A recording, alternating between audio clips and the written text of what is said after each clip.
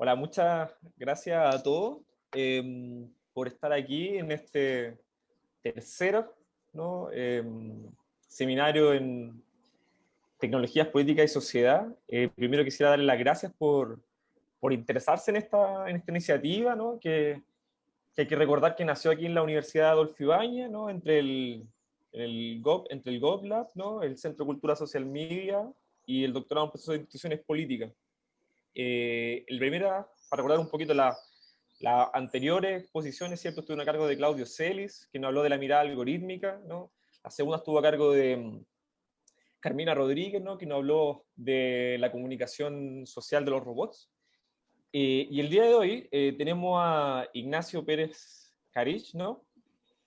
Que nos trae un tema bien interesante, pero antes más o menos de presentarnos el título de él, quisiera darle las gracias también por aceptar participar en este seminario, que Ignacio está lleno de cosas, entonces, ¿verdad? Le agradezco mucho por aceptar. Bueno, para presentarlo, Ignacio es sociólogo de la Universidad Católica y ahora está terminando, ¿no?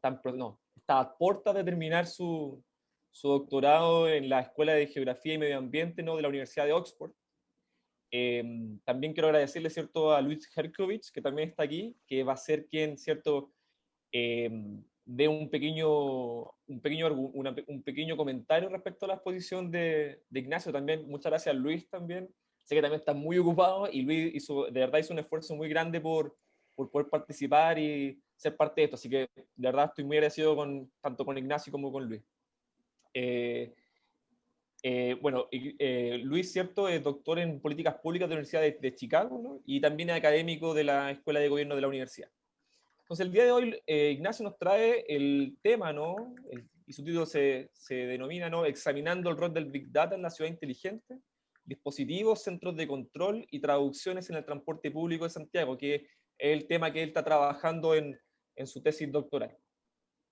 Para terminar, le explico un poco cómo funciona esto. Ignacio va a hablar entre media 30 minutos, 40 minutos, para luego, ¿cierto? Luis va a hacer el comentario a su exposición, a la exposición de Ignacio, y luego vamos a abrir la palabra, ¿cierto?, al público.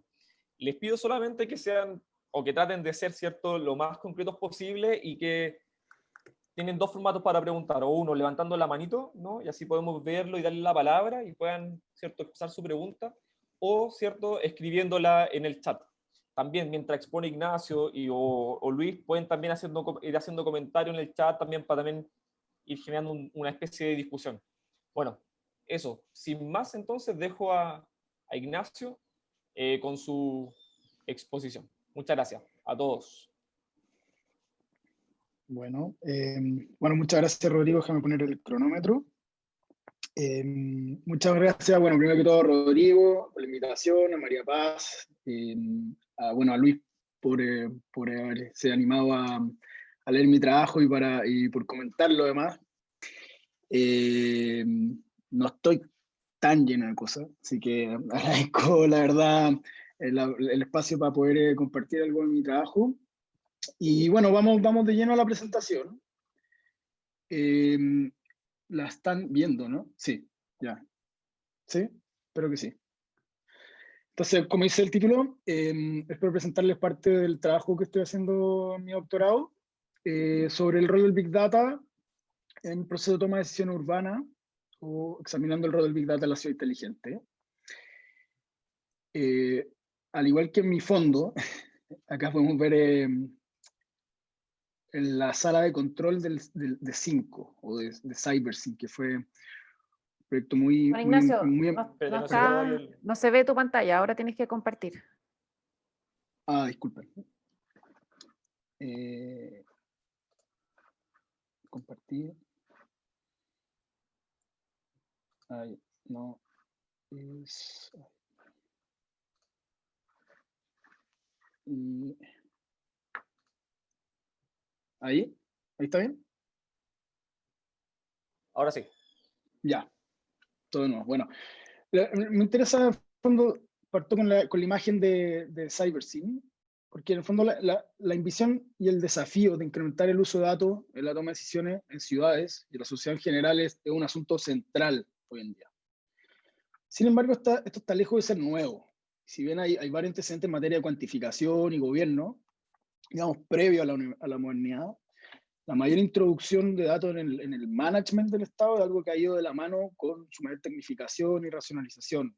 En Chile existe este antecedente fantástico, digamos, tecnopolítico en el proyecto de CyberSyn, un proyecto que justamente buscaba centralizar la toma de decisiones basado en la aplicación de los principios de la cibernética muy en boga en esa época, en la época de los fines de los 60, principios de los 70, del gobierno de Salvador Allende. Gracias, bueno, a gente como Norbert Wiener y otros.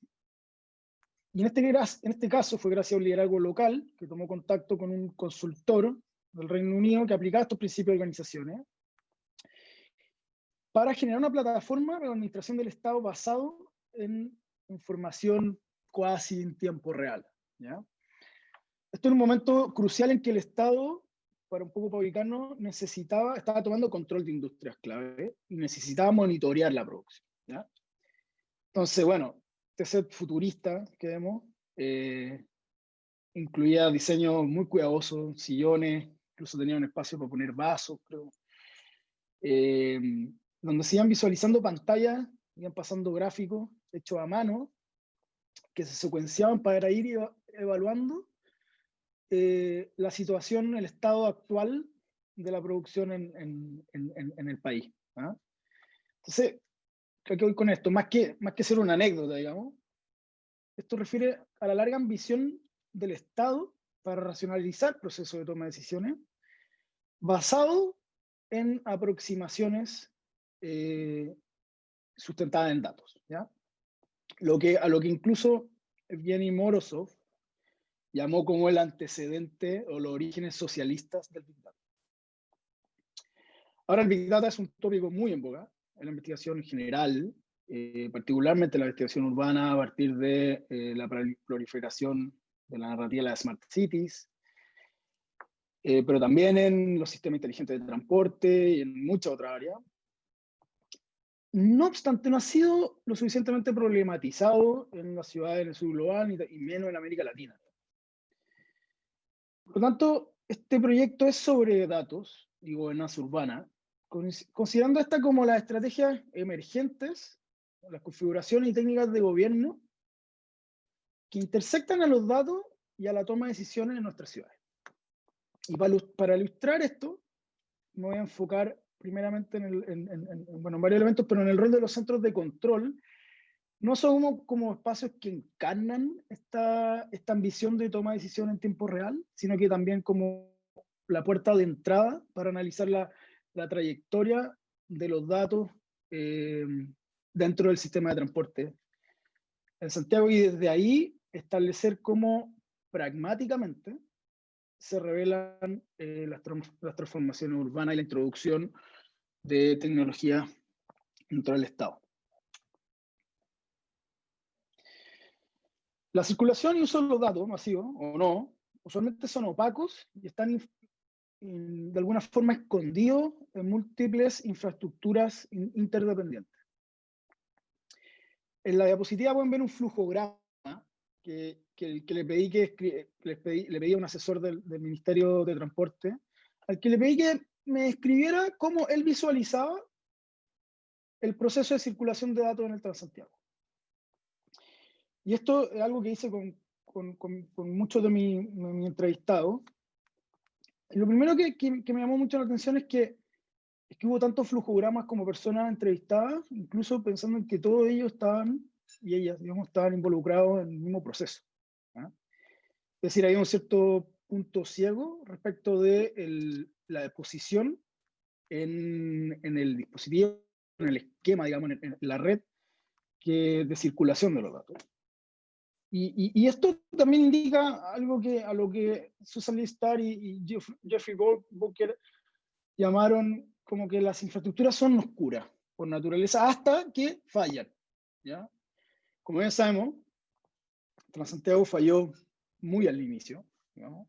Y de algún modo hizo visibles parte de esta infraestructura informacionales. Por ejemplo, la falla no sé si recuerdan, pero al inicio hubo los primeros días el sistema de pago por tarjetas VIP no funcionó. La infraestructura de GPS estuvo con un funcionamiento inestable, casi inexistente durante los primeros 6 meses. Todo esto parte como de ese colapso inicial, digamos.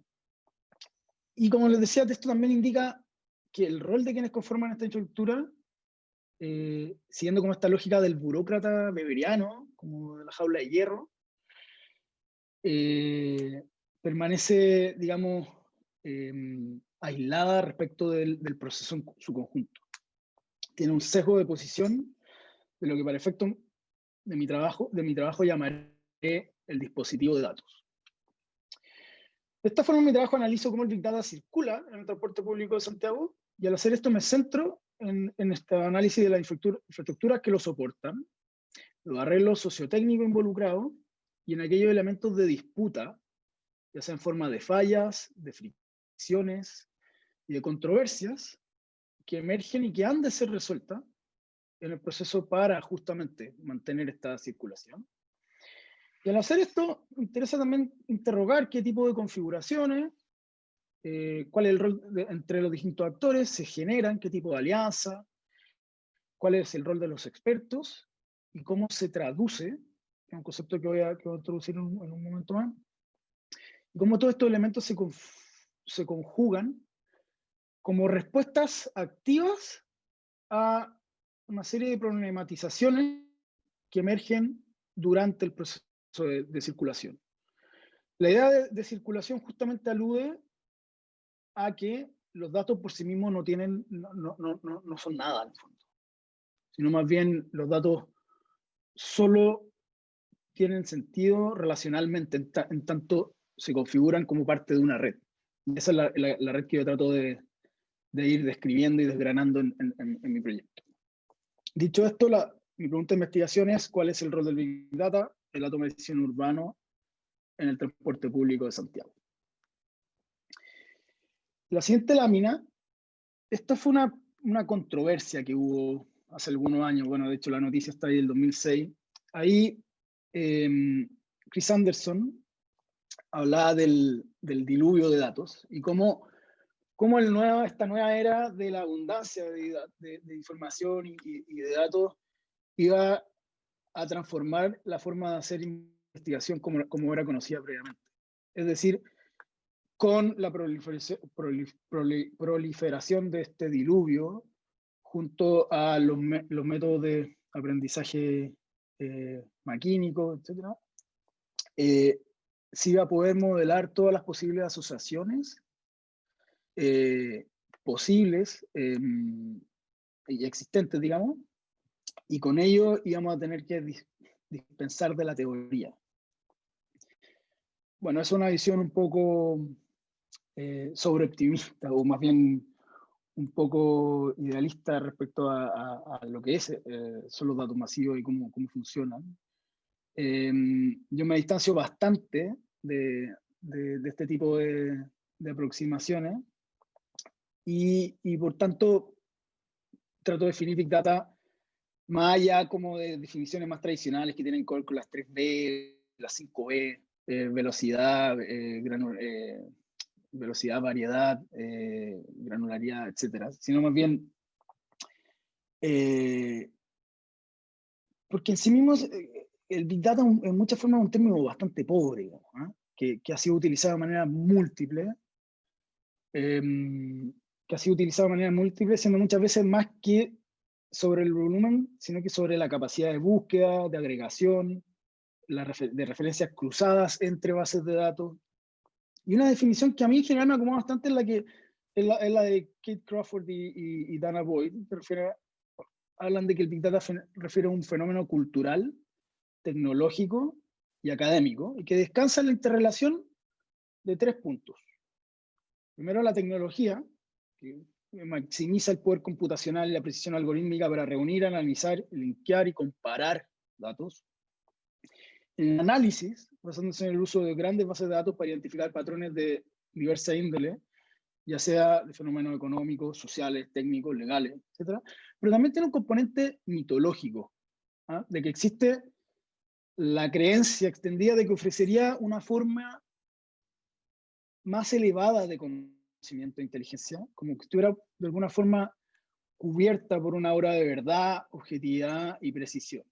Y esta es justamente este tipo de aproximaciones las que yo pretendo como cuestionar en mi trabajo, en el sentido de como cualquier proceso sociotécnico no es de sentido común y requiere una mirada crítica para entender la manera en que se inserta en la vida social y en el modo que se significa respecto a un conjunto de prácticas y relaciones. Y esto además está muy relacionado con la idea de ciudad inteligente, ya que, bueno, es bastante claro, en el fondo, en tanto existe una fascinación con las oportunidades que los datos masivos podrían generar a la hora de tomar decisiones usando fuentes múltiples de datos de manera integrada y en un casi tiempo real, dotando a la ciudad de un potencial panóptico sin precedentes, que en mi caso en particular me sitúa en un espacio de urbanismo inteligente crítico, digamos, siguiendo la línea de actores como Andrés Luca Ayala, Simon Marvin, Colin McFarlane, yendo precisamente sobre la incidencia de los datos en los procesos de toma de decisiones, un poco demarcándome de las críticas quizás corporativas, a la narrativa de la Smart City, sino más bien centrándome particularmente en el desafío, digamos, de la integración de mayor volumen de datos.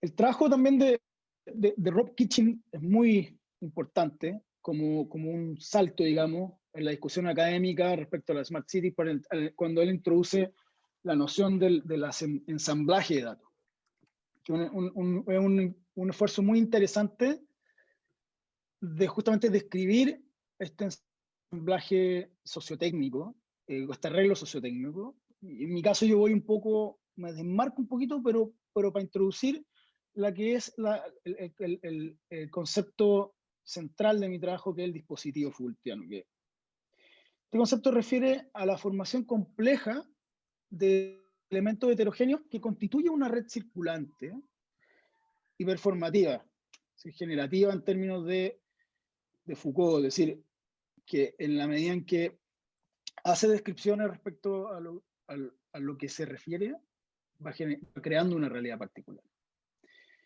Y el dispositivo corresponde entonces a un sistema de relaciones establecido entre humanos y no humanos, elementos discursivos y no discursivos, que encarnan y producen relaciones interdependientes entre el saber y el poder, ¿no? Lo que Agamben ha referido como virtualmente todo, pero siempre cumpliendo una función estratégica. Y creo que el elemento distintivo de los dispositivos, diferenciándolo de otras aproximaciones quizás de ontología relacional, como puede ser los actores red o los ensamblajes en el sentido deleuziano. Con un foco especial en los elementos materiales y tecnológicos, como diría, siguiendo Rabinow. Esta es la definición clásica de Foucault, que justamente habla de que consiste en instituciones, forma arquitectónica, regulatorias, leyes, medidas administrativas, scientific statements, elementos filosóficos, morales, filantrópicos, en fin, el aparato, que también es otra forma de traducirlo, es el sistema de relaciones que se puede establecer entre esos elementos. Y a eso yo lo llamo dispositivo de datos. ¿Ya? Sobre mi caso, en mi caso de estudio, bueno, es la ciudad de Santiago, es el transporte público de Santiago.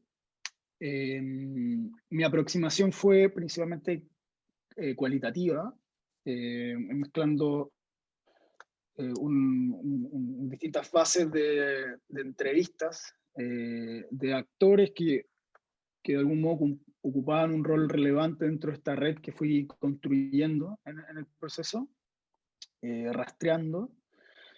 Hice alrededor de 70 entrevistas en profundidad y además utilicé bastante el trabajo con una aproximación etnográfica, digamos, principalmente de observación participante y no participante, especialmente en centros de control, que que son elementos clave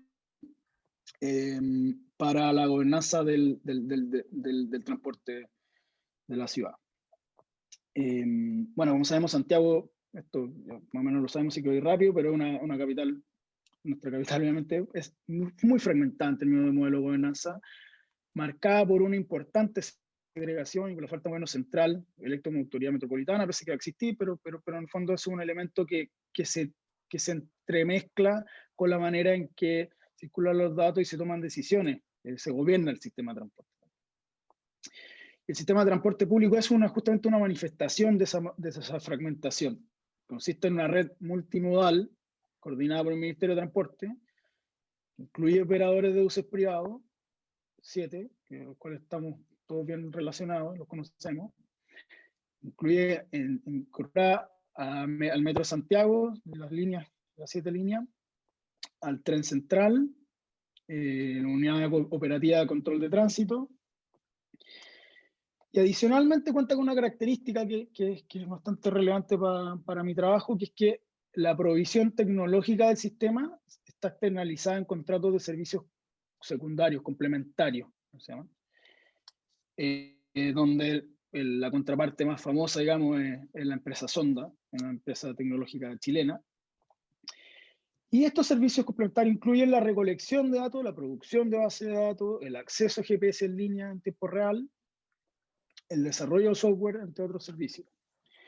Y hay dos flujos, hay dos elementos, digamos, en términos de lo que hemos estado conversando, que es el Big Data. Son dos flujos de datos que son el núcleo de todo el funcionamiento del sistema, en términos de información. Uno, aproximadamente 5 millones de transacciones con tarjetas inteligentes que se generan al día, generan información sobre la cual el sistema se nutre a diario. Y varios millones más de datos producidos por las señales de GPS de los buses que se actualizan cada 30 segundos. Ambos en un día regular. Estos son la cantidad, digamos, el volumen de lo que se genera en un día regular de la semana. Entonces, ya sentándome como en los resultados, llegar al transporte público de Santiago como el caso de ciudad inteligente, que muchas veces no forma parte de la narrativa de lo que se pretende, así vender, pero de la narrativa de lo que se pretende mostrar como inteligente de la ciudad, probablemente por la mala fama que tiene, digamos, la mala prensa histórica, pero el primer día de mi trabajo fue justamente encontrar a los datos. Es decir, encontrar un proyecto lo suficientemente robusto, consolidado en el tiempo, complejo en términos de los actores involucrados, para usar el caso, y de la lejanía, digamos, de estar armando mi proyecto en esa etapa, digamos, acá en el Reino Unido, me era muy difícil entender la envergadura de los proyectos asociados también a la agenda de Smart City local. Justamente para saber si cumplían con esas características y además saber si se vinculaban de manera directa a alguna infraestructura pública, que era algo que para mí era sin duda un bono, digamos. Era algo que me interesaba, que fuera, ojalá, estuviera asociado como a alguna infraestructura urbana icónica, ¿ya?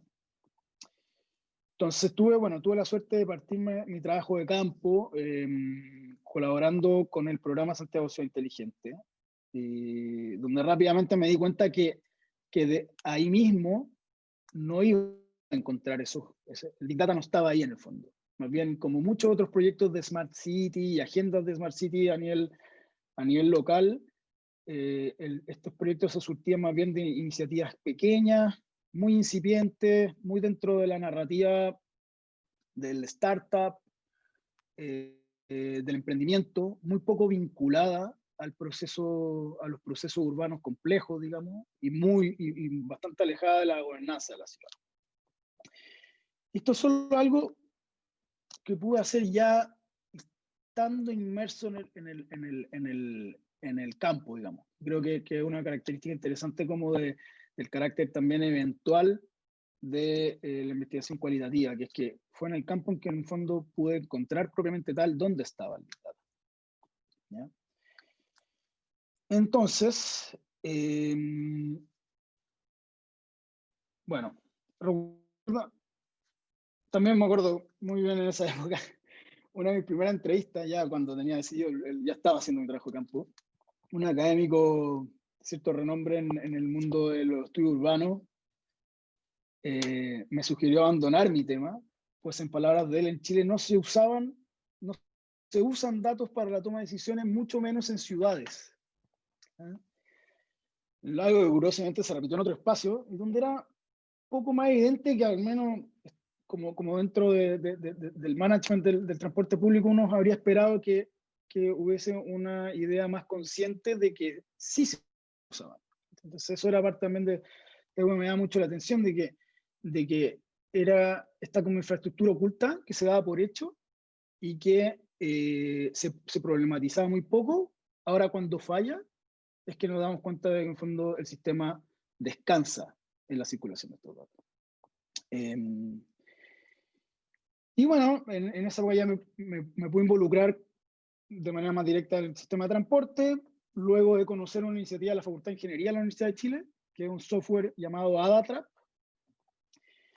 que justamente me terminé por decidir por el caso de Santiago. Este software, bueno, lo escribí después, pero este software, la gracia que tenía es que se dedica a disponibilizar los datos que genera el sistema para labores otras que la propia operación financiera, que era como estaban estipulados en un inicio, que iban a ser utilizados estos datos. O sea, para pagarle literalmente a los proveedores de los buses, a partir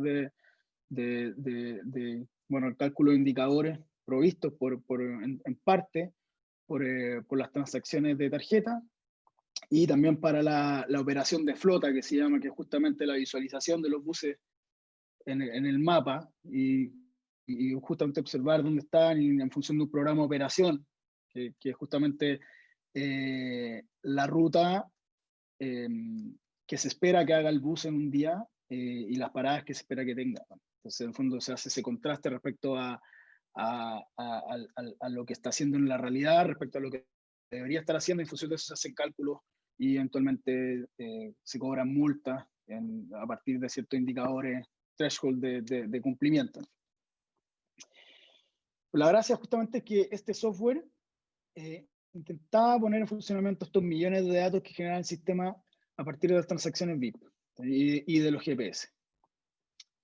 Y esto ya se venía haciendo hace más de 10 años, o sea, era un caso suficientemente robusto, ¿no?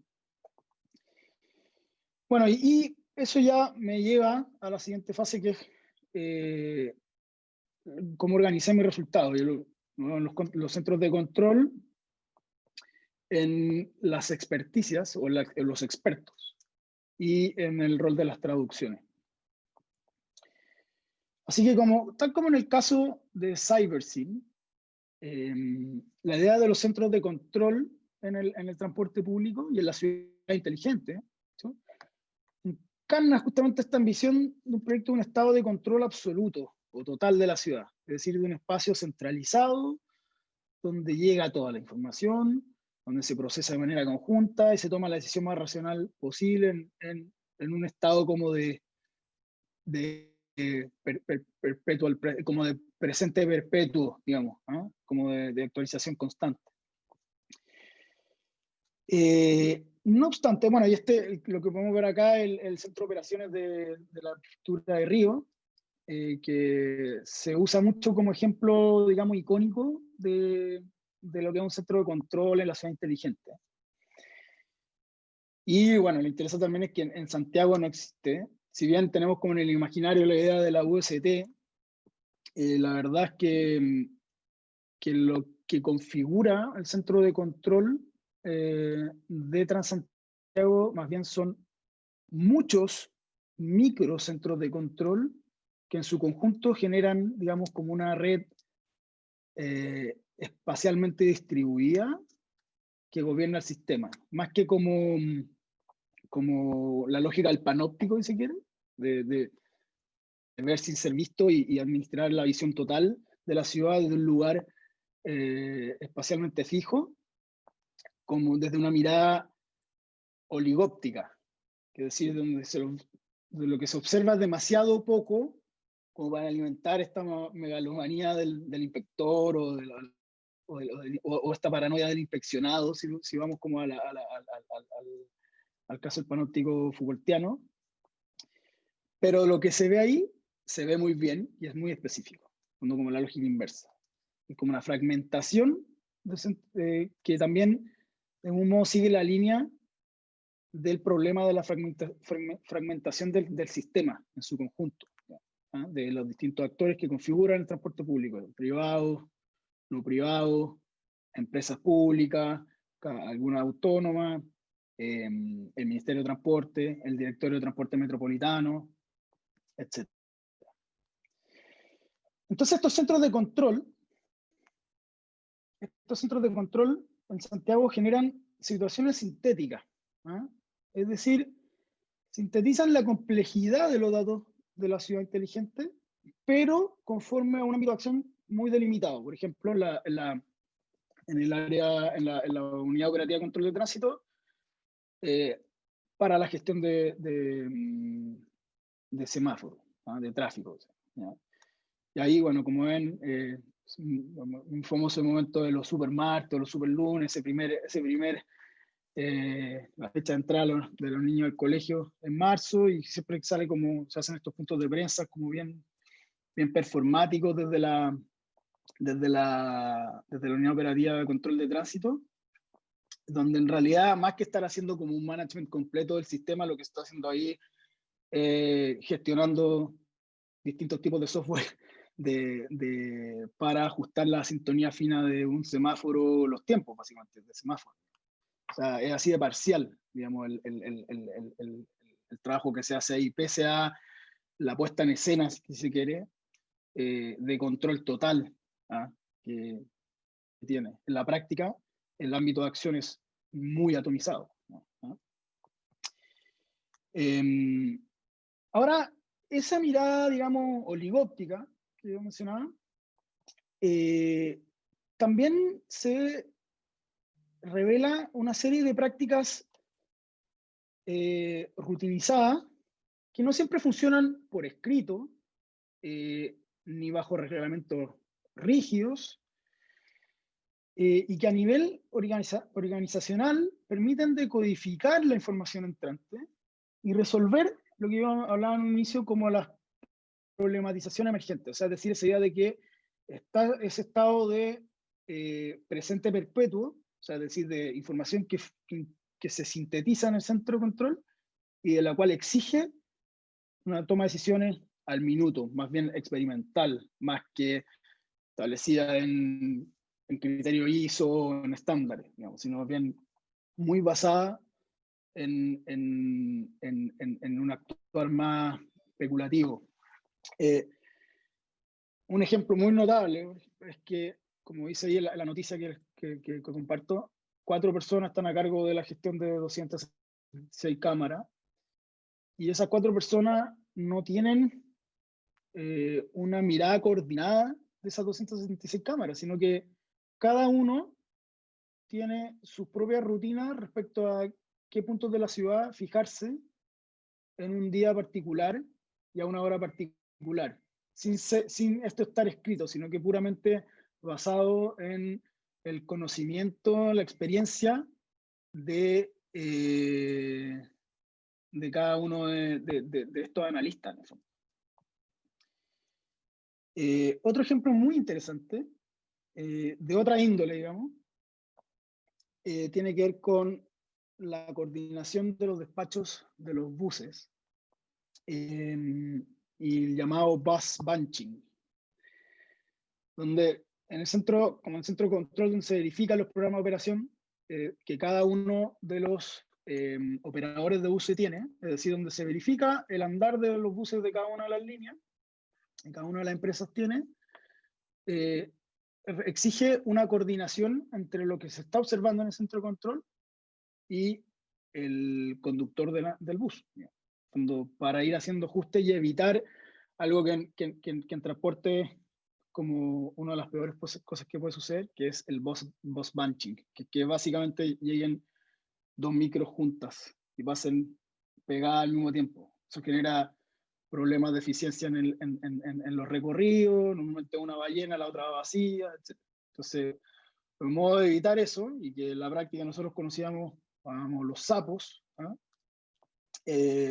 Hoy en día los mismos datos que se ocupan que yo mencionaba de las tarjetas y particularmente de los GPS, permitieron generar un software llamado Transit, que le han vendido unos ingenieros de la Católica a algunos de los operadores, que permite calcular en tiempo real la velocidad que cada uno de los conductores y los choferes tienen que llevar en ese minuto para mantener la distancia apropiada con el bus siguiente.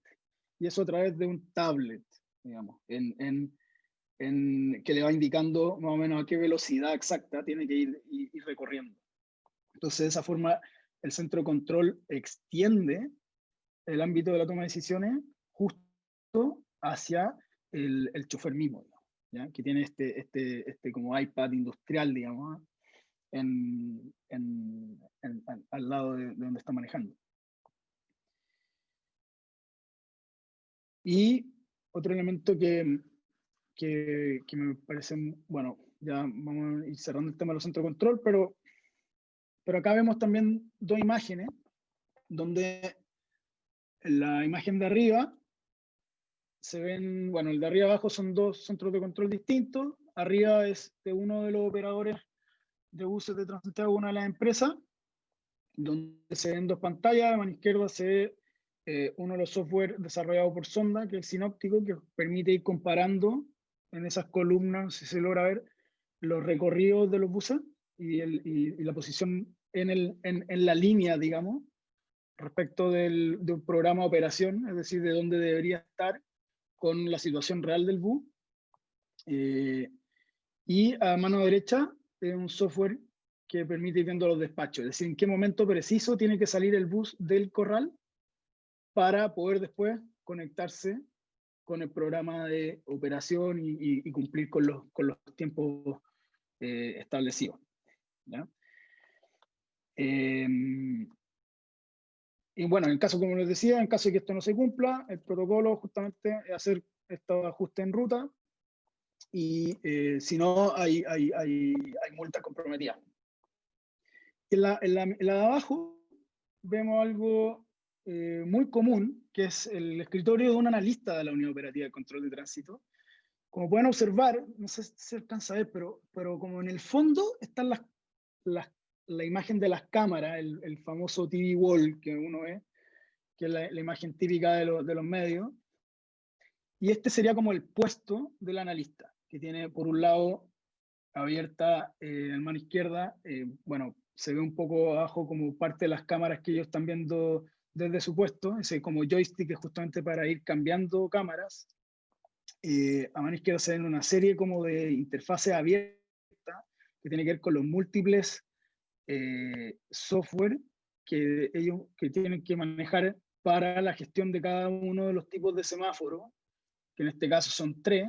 Hay unos semáforos que son 100% digamos automatizados, que funcionan en base a sensores de flujo, que son el mínimo, la porción más mínima de semáforos de la ciudad, y que además están como sobre representados en algunas de las comunas de mayores ingresos, que son las que pueden pagar por el mantenimiento de estos sensores.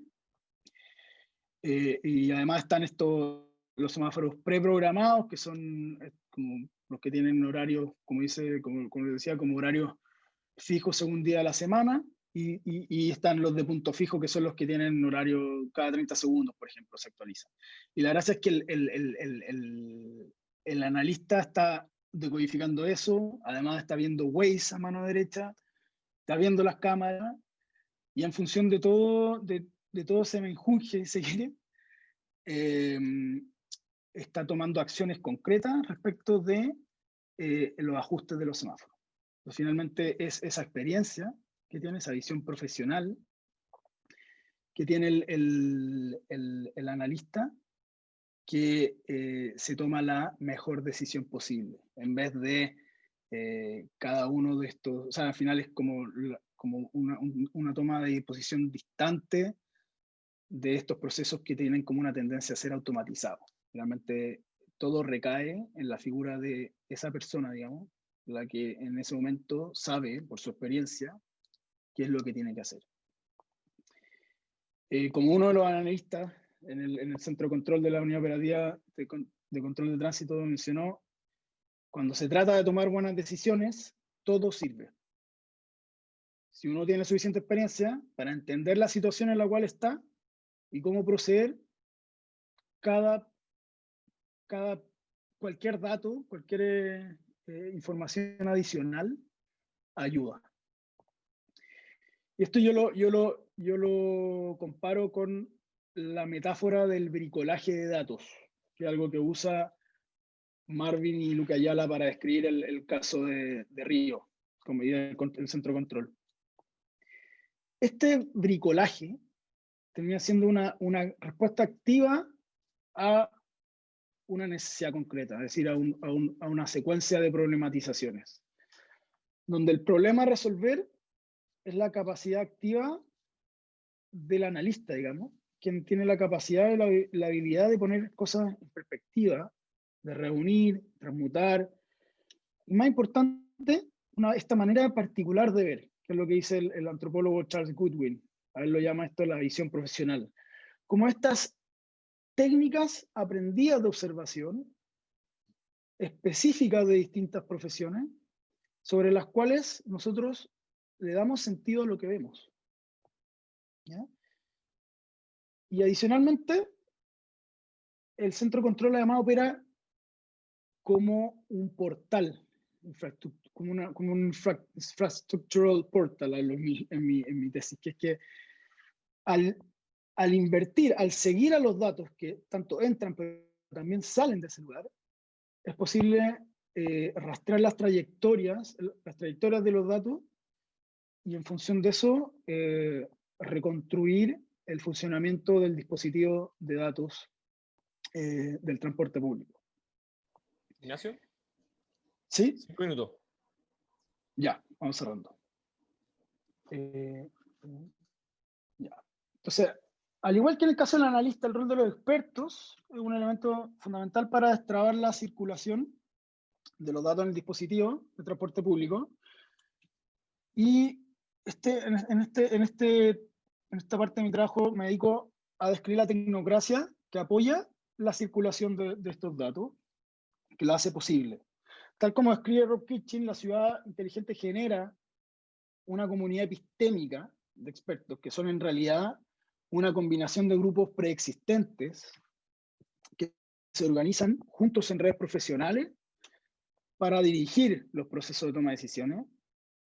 Muy en la línea de lo que Bruno Latour habla en su famoso libro sobre el proyecto Aramis, que es un proyecto de transporte, donde describió que los ingenieros de transporte pasan a ser como un punto de paso obligado, es decir, que casi todas las decisiones relacionadas con los datos dentro del sistema de transporte tienen que estar relacionadas con un ingeniero.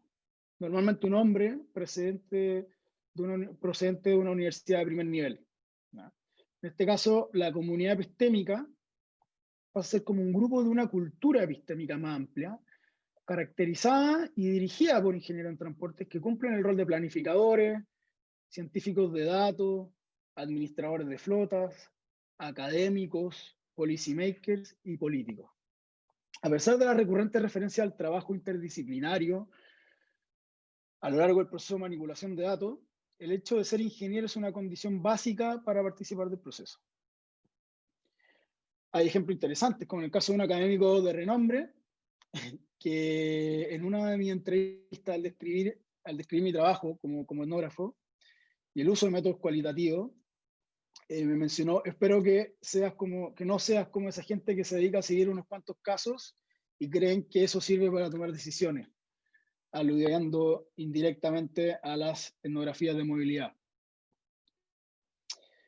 Al igual que Nord Cetina, me interesa la construcción de las maquinarias de construcción de conocimiento en torno a la circulación de datos. Y observo así una tensión entre la continuidad y el cambio que se genera dentro del sistema, donde los nuevos conocimientos emergen en un contexto de formas de experiencia de larga data que producen tensiones y estrategias para generar las formaciones necesarias para cocinar estos datos, para trabajarlos, ¿eh? Con esta idea como de poner, como de ensuciarse las manos, en el fondo.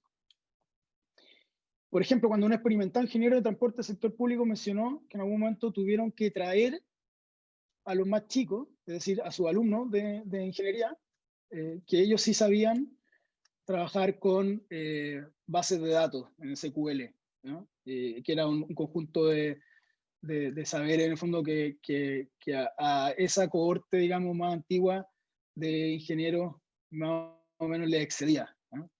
Ya que, como en palabras de él, el Excel ya no daba, ¿no?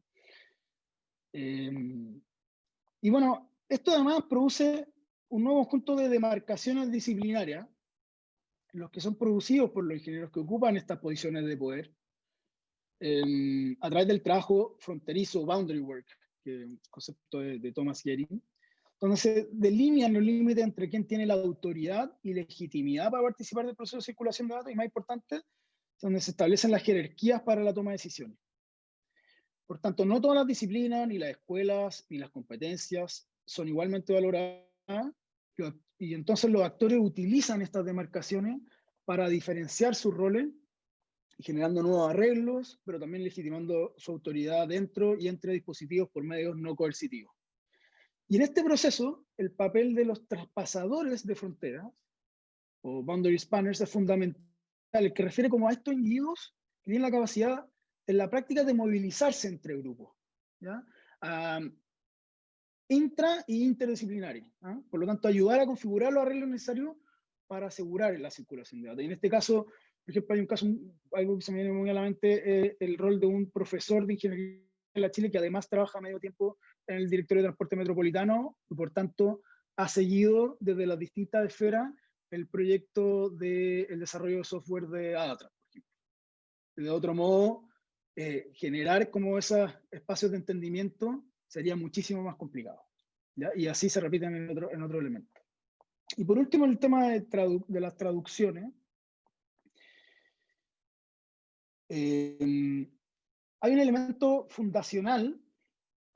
Bueno, primero el concepto de traducción refiere justamente como a aquellas operaciones discutidas, operaciones discursivas usadas estratégicamente para enrolar a otros actores que, rebalanceando sus relaciones de poder, sin que extenderme demasiado, me refiero a justamente a la manera en que actores generan un orden de entendimiento a partir de la traducción en un elemento que es comprendido por todos, ¿ah? y que por algún momento estabiliza las controversias.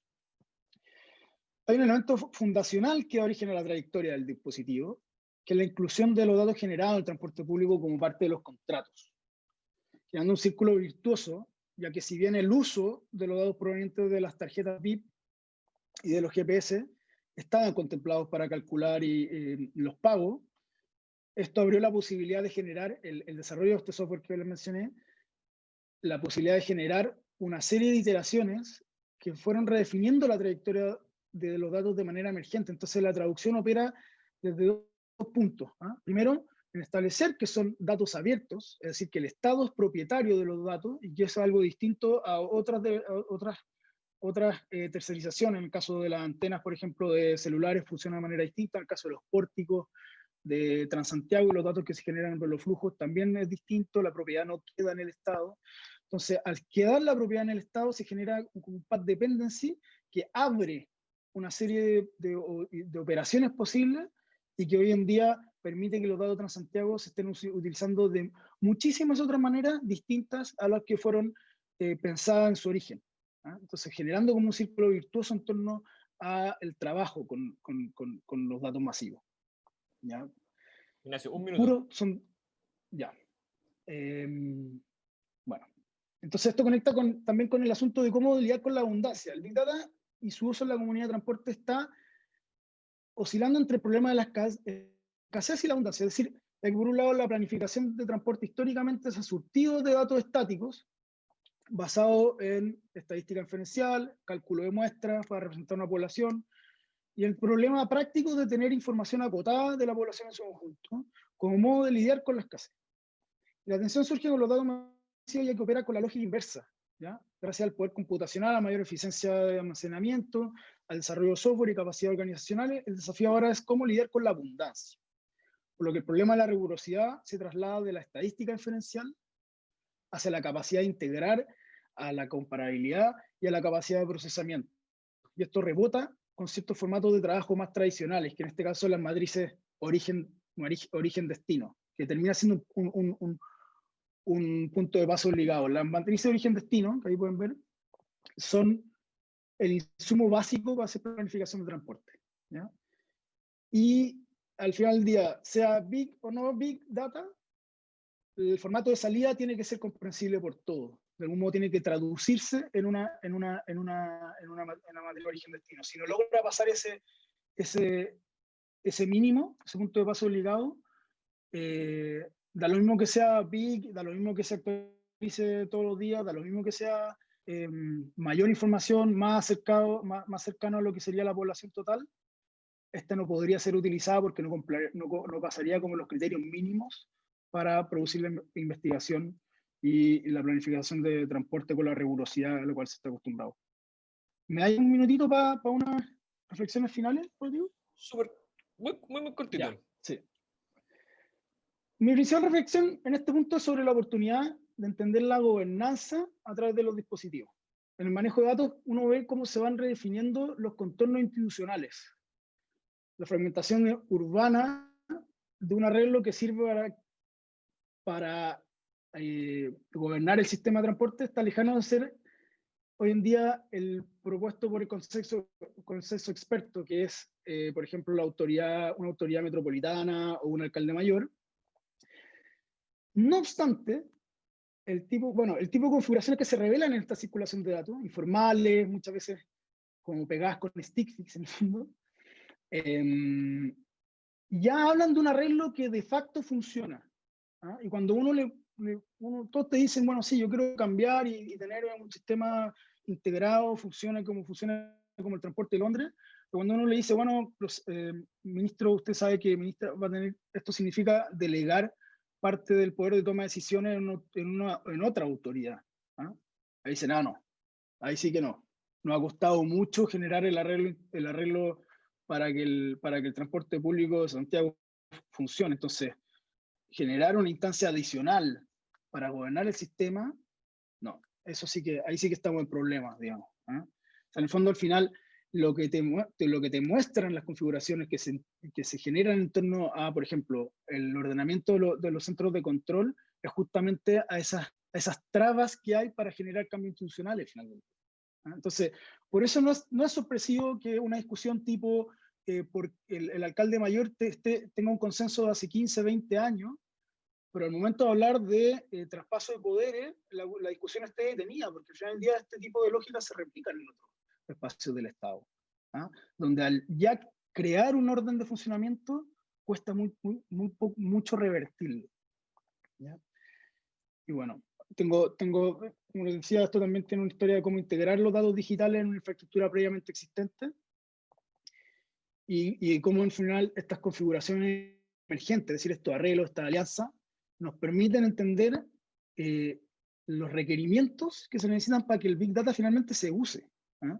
Para que los datos, más allá de pasar las vallas técnicas y la capacidad de procesamiento, permee en la estructura del Estado e incida en las decisiones. Es un poco lo que yo trato de revelar con mi trabajo. Por eso es importante no solo pensar en el producto técnico, sino también entender cómo este se inserta en las dinámicas organizacionales, en los arreglos institucionales, en la manera de funcionar del Estado, etc. Bueno, eso sería todo. Pido disculpas por haberme pasado un poquito el tiempo, pero Gracias, Ignacio. esto tenía que contarles. De todas maneras, vamos a tener, yo creo que tiempo después en la discusión para profundizar en las reflexiones. Ahora le doy la palabra a Luis, por favor, que nos va a dar un pequeño comentario. Gracias, Rodrigo, y gracias, Ignacio. Muy, muy interesante la presentación y todo el trabajo. Si me extiendo mucho, Rodrigo, por favor, también censúrame. Ocupa el poder del botón mute y me cortas. Pero quiero dejar obviamente sé que quede tiempo para preguntas al final, pero a veces uno se extiende más de lo que quisiera. Bueno, y obviamente gracias por la invitación. Ha sido muy interesante poder conocer el trabajo que estás haciendo, Ignacio. Y encuentro que es un tema para mí particularmente interesante lo que estás trabajando. Y como te decía al principio, también muy, muy interesante. A ver si ahí sí. Muy interesante leer todo lo que has escrito al respecto. Por lo menos yo no había leído en profundidad sobre los centros de control. Y creo que hay un gran valor en el trabajo que haces tú de meterse como dentro de los engranajes de cómo funciona esto. Por lo menos para mí aprendí mucho leyendo al respecto. Y voy a hacer unos comentarios breves, espero, para felicidad a Rodrigo. Y al final aprovechar de hacerte una pregunta, Ignacio, algo que a mí me interesaría saber tu opinión. Tú acá estás entrando ¿verdad? En la profundidad de la sala de control, tratando de entender qué pasa en estos lugares donde se juntan todas estas fuentes distintas de datos, ¿verdad? Y también un poco descifrando, que eso encontré interesante, cuál es la realidad, ¿verdad? Porque hay como tú decías un poco, hay una especie de fantasía de control, ¿verdad? Con una parte medio teátrica que tú mostrabas un poco acá con estas 4 personas mirando 300 cámaras, ¿verdad? Hay claramente una parte de teatro ahí. Pero también, claro, están todas estas cámaras, sensores, una ilusión de tener en tiempo real como capturado lo que está pasando en la ciudad. Y yo para partir me voy a alejar un poco de eso, pero después voy a volver, sino que a mí por lo que yo hago me interesa también acá la parte, ¿verdad? La relación, cómo ha entrado lo que se llama Big Data al mundo de los transportes. Y como tú bien decías, el término Big Data aparece por todos lados, muchas veces no significa mucho. ¿Cierto? No es algo realmente nuevo. A mí siempre me acuerdo y me da risa cuando tomé en el doctorado el año 2012, mi primer curso relacionado a este mundo. Era un curso que se llamaba Data Mining, que encontré súper bueno y me gustó, y el próximo año, hasta el año siguiente, vi que había otro curso nuevo que se llamaba Big Data, y lo traté de inscribir, y el sistema no me dejó. ¿Por qué? Porque era el mismo curso del año pasado, pero que había cambiado de nombre. Y miré y vi que en el departamento de computación, de ciencia de la computación de la universidad, había un curso que se llama Machine Learning. Y lo traté de tomar, pero era el mismo curso, solo que a la gente de computación se lo ofrecían con el nombre Machine Learning. Pero al final era todo lo mismo, solo que cambiándole un poco el nombre. Y a veces acá, y que no es que signifiquen lo mismo los términos, pero a veces se usan un poco así, ¿verdad? Pero por lo menos yo acá cuando hable de Big Data, voy a estar hablando un poco de esta confluencia que se ha dado en procesos de generación, recolección de información, capacidad para guardar esa información y las herramientas que ahora tenemos para analizarla. Y, y tal como tú decías, muchas veces la información que nosotros usamos fue pensada originalmente para responder otras preguntas o para otros fines. Tú hablabas de la tarjeta VIP, que efectivamente, claro, es un medio de pago en su esencia, pero que va generando todo este rastro de información que es súper valiosa. Y obviamente ahí también uno puede pensar un poco en que existe un valor, una oportunidad y un riesgo también al generar toda esta información, ¿verdad? Porque obviamente uno puede encontrar patrones ocultos útiles que nos permitan entender el comportamiento de los usuarios del transporte público, que nos permitan diseñar políticas públicas que beneficien al bien común con estos datos, pero también obviamente al juntarla con otras fuentes de datos, etcétera, pueden darse situaciones más complejas. ¿Verdad? Y hay algunos ejemplos de esto como autos que van reportando automáticamente la ubicación, que son parte de sistemas de emergencia, ¿verdad? Tiene un valor para los usuarios que su auto vaya reportándole su auto particular, a un servidor central su ubicación, porque si hay un accidente puede llegar más rápido un servicio de emergencia, pero también las mismas empresas que van recolectando esta información después la revenden a otras empresas que la juntan con otra información, entonces tienen la ubicación de las personas de forma constante. Eh, entonces ahí obviamente hay todo un tema. Lo que decías ahora un poquito al final es algo que creo que es interesante, que efectivamente la aparición de lo que llamamos Big Data en el mundo de los transportes es especialmente interesante porque por muchas décadas la planificación de transporte ha dependido más de Small Data, o de por lo menos estas encuestas origen-destino, que tú mencionabas, que muchas veces quedan obsoletas bastante rápido, a veces se hace una vez cada 10 años, entonces una foto antigua que se usa para tratar de diagnosticar una situación que cambia, ¿verdad?, de forma muy dinámica. 10 años es súper harto. A mí me di cuenta, yo el año pasado hago clases de introducción a la economía, alumnos de primer año, ocupaba como un ejemplo de una cosa de ineficiencia la implementación del Transantiago, pero me di cuenta que todos me miraban con cara de incomprensión, porque es verdad, ellos tenían 5 o 6 años cuando se implementó el Transantiago y nadie tenía idea de cómo fue ese proceso. Entonces el tiempo es demasiado para un sistema de transporte. Y las cosas van cambiando, obviamente. También es esperable ver cambios en los patrones de viajes de las personas una vez que pase el coronavirus, ¿verdad? Probablemente un porcentaje de personas que antes viajaban todos los días en horarios como punta ya no lo va a hacer. Si nosotros estamos mirando datos de hace varios años, no vamos a poder capturar eso. Entonces acá el Big Data o esta generación de datos más rápida tiene un valor importante, ¿verdad? Y tenemos ahora sensores, tenemos tarjetas de tránsito, tenemos buses con GPS que van generando información de forma constante, pero obviamente todavía hay mucho que se puede hacer y mucho por hacer. Algo que tú describías ahora, este bus bunching, nosotros en la Escuela de Gobierno, y específicamente el GovLab, hay un diplomado de ciencia de datos para políticas públicas, donde el año pasado un grupo de alumnas y alumnos hizo un proyecto súper interesante sobre eso, usando información de GPS para tratar de entender en qué partes de la ciudad empieza a pasar esto, que se acumulan varios buses, que efectivamente, claro, es un problema serio que además tiene impactos en varias otras cosas. En muchas ciudades se está usando toda esta información que se genera para tratar un poco, por ejemplo, en Nueva York se ha usado esta ubicación automática de algunos vehículos que la van reportando para tratar de complementar o en parte reemplazar a estas encuestas de origen-destino, para generar estas matrices de origen-destino.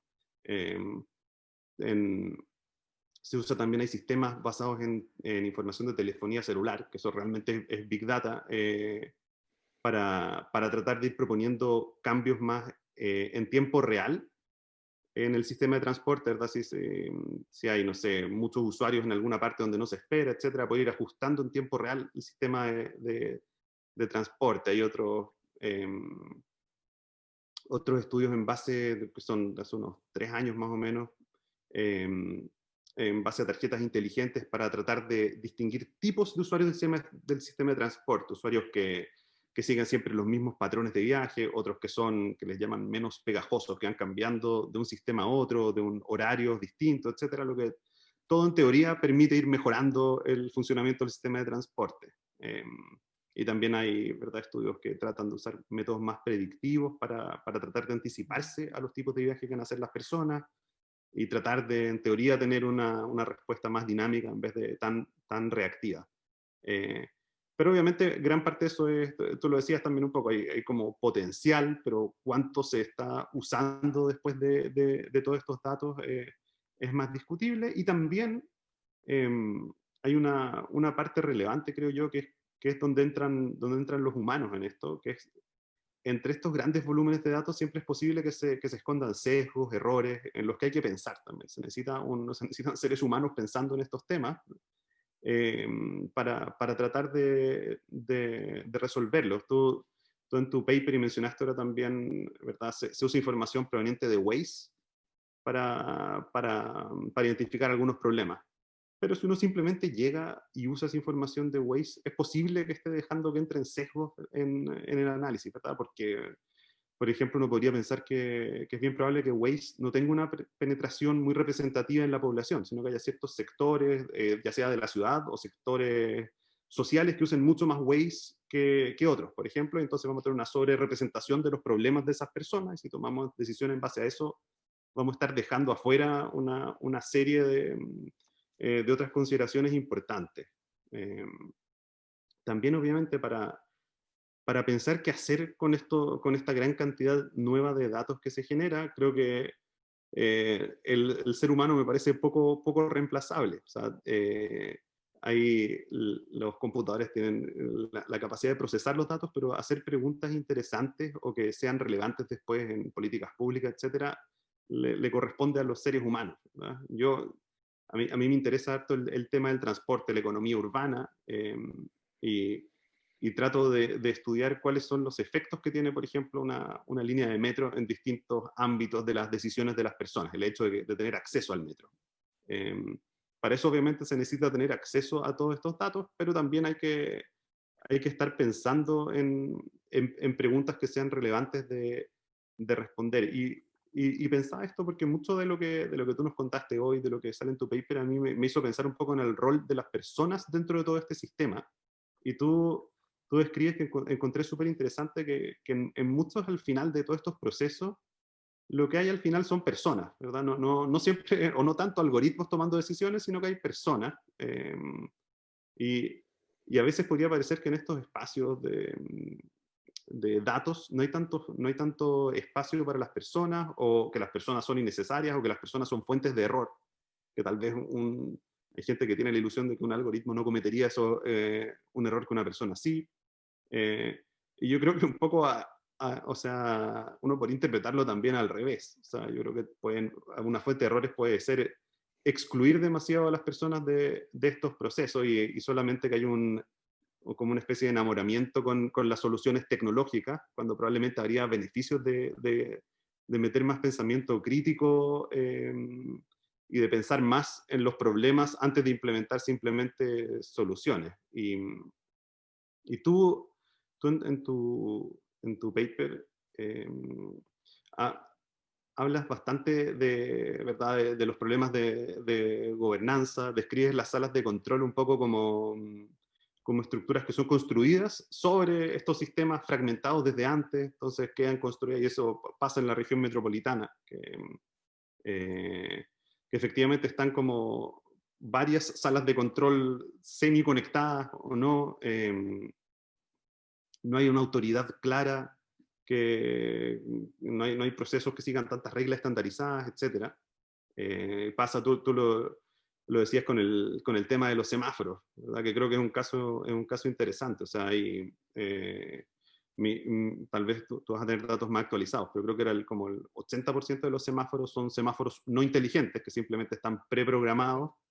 20% serían semáforos inteligentes, que tienen sensores que pueden detectar la cantidad de tráfico, ir ajustando las luces de forma dinámica. Y pasa también como el costo lo tiene que pagar la municipalidad. Como tú decías, las municipalidades con más recursos son las que pueden pagar estos semáforos mejores. Entonces, que son costos de no tener un sistema más centralizado también en este caso, que cada uno un poco se las arregla, pero después igual le tiene que ceder el control de los semáforos a esta unidad central, ¿verdad? Porque si no, tampoco tendría sentido que cada municipalidad, o sea, que el sistema esté totalmente desconectado. Y creo, tú también hablas acá, ¿verdad? Esta especie de mezcla de sistemas automatizados con personas entre medio, el Mechanical Turk. Esto es una capa de personas debajo de todo este show de datos. Y también me encontré interesante que ante situaciones de emergencia, por lo que tú cuentas en el metro, se recurre al final a un teléfono, y una persona llama a otra para solucionar los problemas. O sea, no es un sistema como uno se imaginaría, muy sofisticado. Y creo yo que es importante pensar un poco en esa distinción, y acá te voy a hacer una pregunta ya para terminar, antes de que Rodrigo me corte. Creo, obviamente las máquinas, los computadores tienen toda esta capacidad para procesar información, para hacer operaciones de forma casi instantánea, y las personas aportan algo distinto, ¿verdad? Que puede ser definir supuestos, modelos, interpretar los resultados. Y pensando en eso a mí me gustaría, y acá terminaré, pero me gustaría saber un poco cómo ves tú el futuro, cosa que nunca es fácil, pero pensando un poco dentro de estas salas de control, la coexistencia de personas y máquinas, ¿qué crees que va a pasar en esto en 10 años más? ¿Crees que los humanos van a haber sido desplazados de esto? ¿Crees que van a tener el mismo rol que tienen ahora? ¿Cuál es un poco tu percepción sobre eso? Muchas gracias, Luis. Bueno, sí. Ahora, Ignacio, puedes comentarlo, responder a la pregunta de Luis y luego vamos a abrir el espacio para Ya, preguntas perfecto. del público. Dale, no. Bueno, Luis, muchas gracias, en verdad, por tus comentarios. La verdad son muy, muy, muy, muy útiles, digamos, para mi trabajo y particularmente sobre la pregunta que me haces. Como mencionaba en el paper, también creo que por mucho que la tecnología avance, en el fondo el dispositivo es mucho más que el rol de... no es solo dependiente ni de la cantidad de datos, ni de la capacidad de procesamiento, sino que más bien de cómo las variables se conjugan y operan de manera conjunta. Entonces, creo que el ordenamiento institucional es muy determinante en ese sentido, porque por mucho que exista, pongámosle el caso, muy bueno el caso de la OST, porque la OST de algún modo resuelve en los 90 el problema de que le pide a los municipios que deleguen la administración de los semáforos, porque esto sería más beneficioso para la ciudad en su conjunto. Pero en esa delegación igual está todo el rato lidiando con problemas súper prácticos, ¿sí? Como llega el Ceremi de Obras Públicas a arreglar una calle y rompen uno de los sensores y tenemos un semáforo menos en el sistema de control dinámico, por ejemplo. Entonces, para arreglarlo hay que ir a hablar con el Ministerio de Transporte y hay que ir a hablar con el Ministerio de Obras Públicas y hay que pasar por el ministerio. O sea, se empiezan a generar como esas, no sé si trabas institucionales, pero se empieza a chocar como con el problema previo de que no existe un cuerpo que vea esto de manera coordinada. Entonces empiezan a darse esas trabas por varios lados, empieza a hacer agua por varios lados en el fondo. Hoy en día el sistema de control dinámico va disminuyendo porque es caro de mantener. Aparte, si se desconecta un semáforo, después volver a conectarlo no es tan simple porque normalmente estos sensores van dentro del concreto, entonces no es llegar y reemplazarlo. Y así como han terminado los semáforos siendo casi todos de este control semiautomático, digamos, son los semáforos preprogramados. Y solo quienes han podido invertir más tiempo y recursos son los que han podido mantener, digamos, esta gestión del control dinámico. Entonces creo que pensar como hay mucho dentro de quienes trabajan en esto, hay harto susto, como de gente que se siente que va a ser reemplazada por un algoritmo, por un software, entonces también hay mucha resistencia organizacional al cambio. Cuando se habla de implementar cualquier cosa que parezca automatizada, hay una resistencia muy interna bien fuerte. Entonces creo que eso también es parte como del tipo de cosas que hay que ir considerando, cómo se hace como una buena venta en el sentido de generar como enrolamiento, o sea, es como convencer a la gente de que no va a ser reemplazada, el rol va a ser distinto, quizás no va a tener que mirar 276 cámaras porque cognitivamente es imposible, pero buscar un mecanismo, digamos, que sea más eficiente, que recaiga en cierta medida quizás como en algún tipo de software, pero que no dispense, que son 4 personas, o sea, al final del día tampoco es que de un día para otro un ejército de personas quedara en la calle, sino que más bien es cómo integrar dentro del dispositivo de manera más honesta también, como lo que corresponde al trabajo manual, a lo que corresponde a la acción humana, a la agencia, y también a lo que corresponde, digamos, a la gestión tecnológica y a la gestión, digamos, más automatizada, ¿Cachai? Creo que ese tipo de discusiones hoy en día no se están dando de la manera que deberían darse. Está por un lado la fascinación con reemplazar todo por el automático, y por otro lado está el susto de quedar sin pega. Y al final del día creo que esa cuestión como que traba el avance, el progreso en ese tipo de ámbito. ¿Cachai? Y creo que en el fondo lo productivo, no veo en el futuro un caso, gente siendo reemplazada 100%, o al menos en el futuro cercano, por máquina, pero sí veo como una discusión más productiva, espero, en la cual se delimiten mejor los roles y se vean quién qué hace quién en cada momento, en qué situación. Digamos. Es un poco como mi postura. Muchas gracias, Ignacio. Ahora damos la palabra al público. Quien quiera hacer un comentario, una pregunta, puede levantar la manito y hacerla viva voz, o tal vez escribirla en el Patricio Velasco. Dale nomás. Hola, ¿se oye bien? Perfecto. Gracias. Hola, bueno, muchas gracias por la instancia, y muchísimas gracias, Ignacio, por la presentación. Me pareció realmente fascinante. Quisiera hacer solo una pregunta, quizás como en el área chica, por así decir, del problema, y estoy partiendo de la premisa de que aquí voy a poner, por así decir, el acento en el componente más social y humano de esta red, y dando por cierta esta reflexión que hacías tú sobre la noción del turco mecánico, ¿no? Que me parece también muy iluminadora. Entonces, dando eso por antecedente, mi orientación y mi pregunta va por lo siguiente: ¿hasta qué punto esta red es más o menos resiliente? ¿Hasta qué punto es una red relativamente sostenible y antifrágil, por así decir? Pienso, por ejemplo, en este profesor que tú contabas de la Chile, que trabaja en el directorio de la institucionalidad y que por otra parte vehiculiza ciertos saberes expertos hacia el propio sistema. Pienso, ¿qué pasa si ese nodo se cae? ¿Y hasta qué punto efectivamente existen los arreglos institucionales que hayan de alguna forma normalizado ese tipo de estructuras en el dispositivo? Eso nada más. Muchas gracias. Estuvo realmente interesante. Muchas gracias, Muchas gracias, Patricio. Pato, Juntemos. muchas gracias, Pato, por la pregunta. Si Juntemos alguien otra, más ya. tiene una pregunta, puede también levantar la mano o comentarlo en el chat. Bueno, mientras piensan, Ignacio, tengo más o menos un comentario como tal vez más general, una pregunta más general.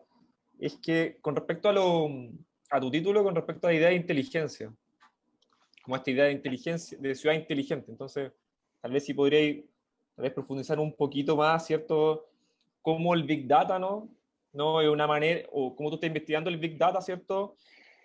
Para acercarse a la relación, ¿no? Entre, si queréis, como entre lo técnico, ¿no? Y esa dimensión más de ciudad inteligente, que parecería ser más de la sociotécnica, ¿no? ¿Cuál sería la idea de inteligencia que está apareciendo ahí?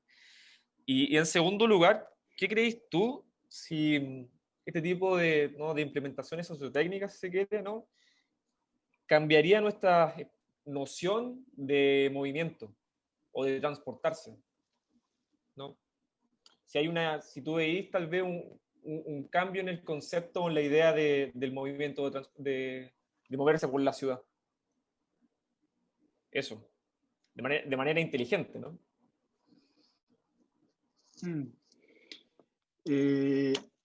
Ya, vamos con esas tres preguntas entonces. Primero, con lo que decía Pato, efectivamente creo que hay poca conciencia como del entramado. Si al principio mostraba justamente como el flujograma de los datos, esto yo creo que más o menos el cómo funciona el esquema extendido, digamos, o el dispositivo estado, también es bien oscuro, digamos, en el sentido de que hay poca noción respecto de las partes sobre cómo están operando en su conjunto. Entonces creo que efectivamente son infraestructuras muy poco resilientes. Y acá te lo puedo ejemplificar en varias cosas. O sea, la gente, por ejemplo, que trabaja los datos desde la Universidad de Chile, es un grupo muy acotado de personas que está desde el inicio trabajando. Y quienes lideran los proyectos son las mismas personas las cuales pareciera que la infraestructura completa depende de ellos. O sea, no me gustaría ponerme en la situación en que una de esas personas deja de trabajar ahí, ¿cachai? Porque no tengo muy claro cómo sería resuelto el uso, por ejemplo, la mantención del software. O sea, estamos hablando de estructuras también bien afiatadas entre las instituciones. Entonces, ya sea como por comunidad epistémica, ya sea porque bueno, se trabaja de la universidad, digamos, como que se genera toda esta comunidad de ingenieros, digamos, en los distintos lugares donde de alguna forma se manejan ciertos códigos, pero quizás incluso también hay relaciones preexistentes, digamos, a profesores y alumnos, etcétera, digamos, todos esos vínculos, digamos, como de capital social que permiten que la red siga circulando, digamos. Entonces, al igual como tú identificas, yo creo que efectivamente es un riesgo importante, digamos.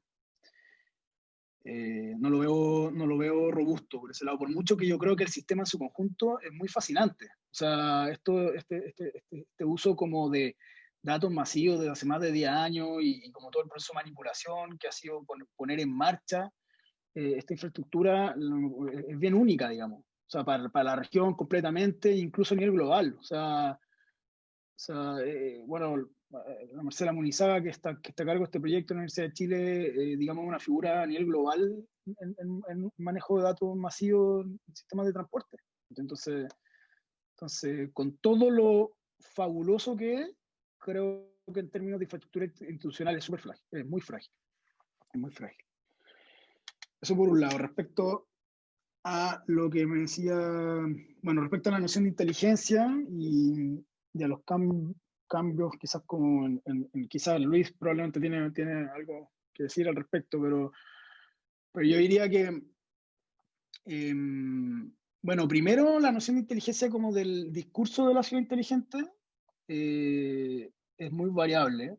En el caso chileno particular, muy dependiente como de quién paga, en el sentido de que el programa Santiago Ciudad Inteligente depende de la Corfo y está inserto, digamos, en la estructura del Ministerio de Economía, no está asociado ni a transporte, ni al Ministerio de Urbanismo, entonces tiene por definición, como por condición inicial, como una relación más directa con el tema del emprendimiento, con el tema de la generación de empresas, como de la solución de problemas desde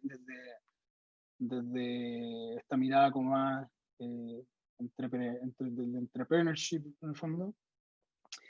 Entonces uno podría decir que la inteligencia de esa narrativa es generar una app en un garage y venderla, y que eso sea Corner Shop 2.0 pero aplicado a otra cosa, digamos. Entonces, tiene un poco más esa lógica, que yo particularmente no comparto mucho. O sea, en general yo creo que como que toda la noción de inteligencia de la ciudad inteligente, y hay harto escrito al respecto, es mucho más una narrativa corporativa de empresas de software y de hardware, generando un mercado, digamos, de gran escala a nivel global, muy fundamentado en la circulación de ideas a través de seminarios, journals, etcétera, de expertos, de agencias de expertos, de ARUP, digamos, de grandes transnacionales también de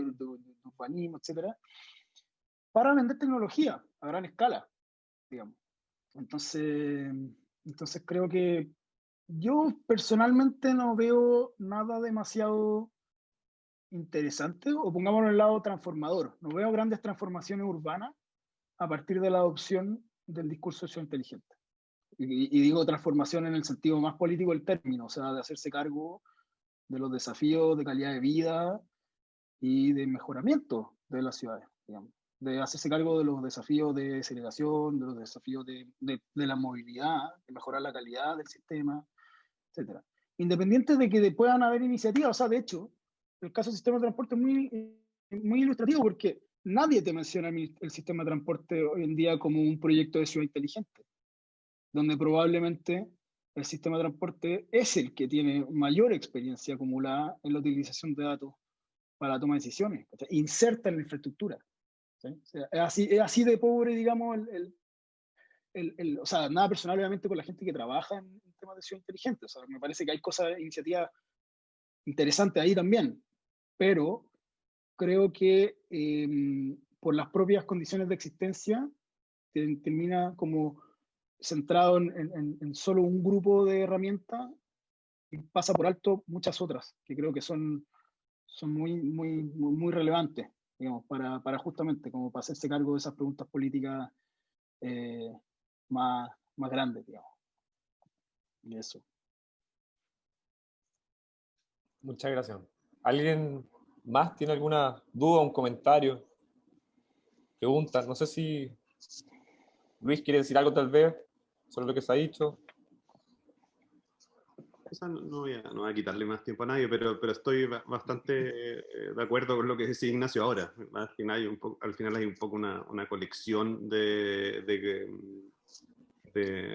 ideas independientes, no hay como algo que uno podría pensar en términos de ciudad inteligente, que a mí por lo menos se me ocurriría instantáneamente interpretar así. Más allá, claro, el sistema de transporte sí, probablemente es el que más y por más tiempo, de mejor manera, ha incorporado los datos dentro de su sistema, pero lo otro parecen cosas muchas veces aisladas o que pueden ser llamativas, pero que después uno trata de ver el uso que hay detrás y no pasa mucho tampoco. Se han instalado sensores en todos lados, que uno lo mira y se ven como proyectos interesantes, los sensores múltiples que están tratando de contar peatones en las calles y autos al mismo tiempo, usando, ¿verdad?, estos algoritmos de visión de computador, midiendo contaminación, microclima y todo, pero después todavía no está pasando tanto más allá con eso. Entonces yo pienso tal vez optimistamente que en el futuro sí va a haber algo más de eso, pero estoy de acuerdo en el diagnóstico ahora de Ignacio, del presente por lo menos. Bueno, entonces, estamos también ya en el tiempo, así que te quiero agradecer, Ignacio, por exponer y por presentar tu trabajo, que en verdad es muy interesante y muy motivante también. También agradecer a Luis por darse el tiempo, por participar también, por comentar. Y también gracias a todas las personas que están en el público, no a los que estén presentes. Y así también con esto entonces damos cerrado esta seguidilla de seminario. Espero que también a todos les haya interesado y haya sido beneficioso, tanto para sus investigaciones, tanto para generar reflexiones o para hacerse preguntas. Así que eso, muchas gracias a todo el mundo.